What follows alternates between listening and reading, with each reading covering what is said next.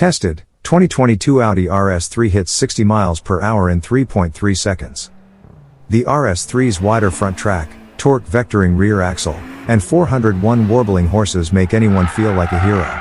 Yes, the Audi RS3 has a drift mode. And yes, it allows even the most ham-fisted among us to participate in the sort of cackle-inducing hooliganism that was once exclusive to rear-wheel drive cars.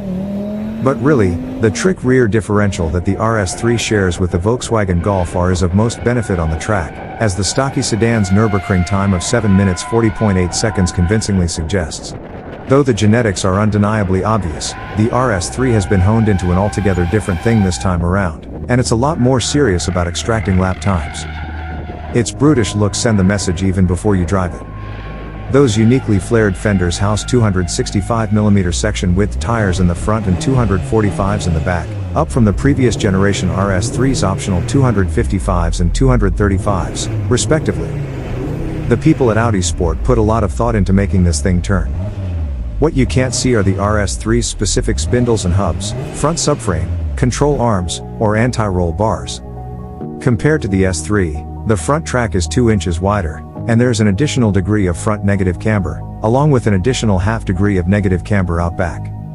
So, if you were thinking you'd buy an S3 or a Golf R and do some mods here and there to make up the difference, you won't. Even if you got close, you'd still be down a cylinder and its half-liter of displacement, not to mention the 2.5 liters wonderful character. That Audi builds a 5-cylinder it all probably should be celebrated, and this one's good.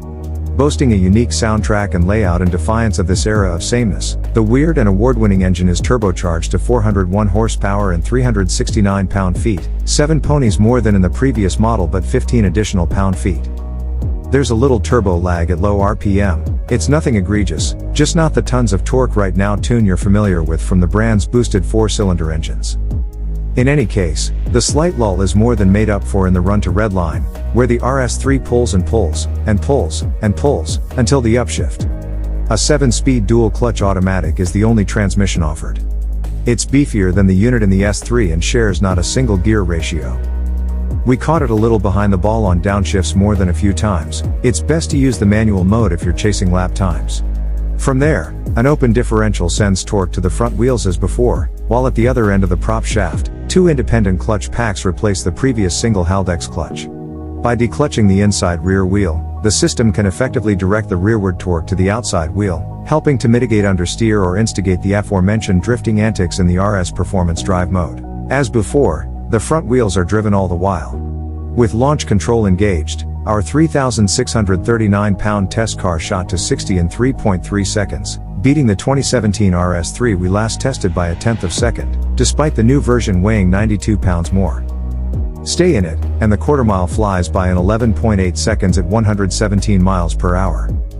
However, the magic of the dual clutch's launch control programming combined with the engine's higher torque peak, 3,500 revolutions per minute versus the old RS3's 1,700 revs, are evident in the run from 5 to 60 miles per hour, which at 4.7 seconds is actually 0.4 seconds slower than before.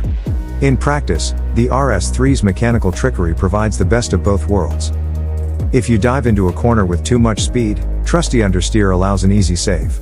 Alternately, approximate the right entry speed, which for this car is a little hot, punch the gas sooner than you think you should, and let the electronics shuffle torque and pull you out. It pays to drive the RS3 with ham-fisted aggression. The steering wheel is just the right thickness and offers precise control. The sheer width of the front tires is easy to discern even through the damping of the electric steering rack, translating to your palms as brute steamroller, not nimble little sedan. Your job is to confidently yank the wheel, mash the gas, and move on to the next corner. Unfortunately, grip levels have dropped slightly compared to the old RS3, at least on the standard Pirelli P0PZ4 summer tires that our test car wore.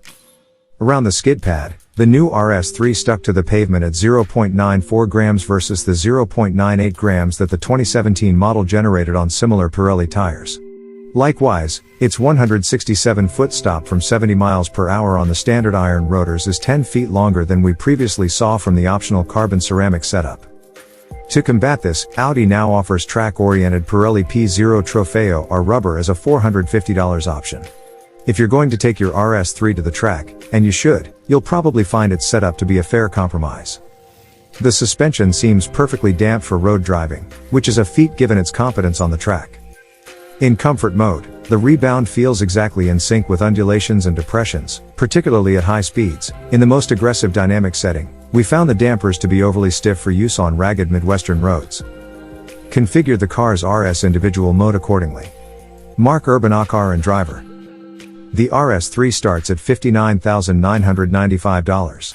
It's well equipped as it sits, but there are several temptations, from the $5,500 Dynamic Plus package, lighter carbon ceramic front brakes, elevated 180 mph top speed, to the $2,750 Tech package, better navigation, traffic sign recognition, Bang & Olufsen audio, and a head-up display.